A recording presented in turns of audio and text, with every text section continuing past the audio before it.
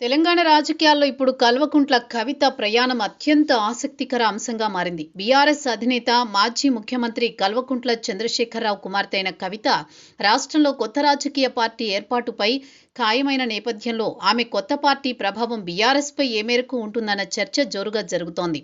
కవిత తాను సొంతంగా రాజకీయ పార్టీ ఏర్పాటు చేసి వచ్చే అసెంబ్లీ ఎన్నికల్లో పోటీ చేయనున్నట్లు ఇప్పటికే స్పష్టం చేసిన సంగతి తెలిసిందే.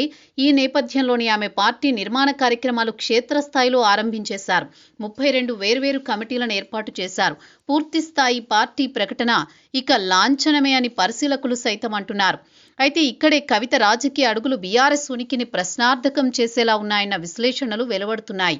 ఎందుకంటే ఆమె ఇటీవల ఏర్పాటు చేసిన కమిటీల లక్ష్యం ఏంటంటే తెలంగాణ ఆవిర్భావం తర్వాత 10 ఏళ్ల పాటు అధికారంలో ఉన్న బీఆర్ఎస్ ప్రభుత్వ వైఫల్యాల అధ్యయనం, తెలంగాణ ప్రయోజనాలకు విరుద్ధంగా బీఆర్ఎస్ హయాంలో తీసుకున్న నిర్ణయాలను ఎండగట్టడం ద్వారా ప్రత్యేక రాష్ట్ర ఫలాలను తెలంగాణ సమాజానికి అందించడంలో బీఆర్ఎస్ పూర్తిగా విఫలమైందని తేల్చే దిశగా కవిత అడుగులు ఉన్నాయని అంటున్నారు. ఇప్పటి వరకు కవిత విమర్శలపై బీఆర్ఎస్ అగ్రనాయకత్వం స్పందించకపోవడం ఆ పార్టీని డిఫెన్స్లో పడేసిందంటున్నారు.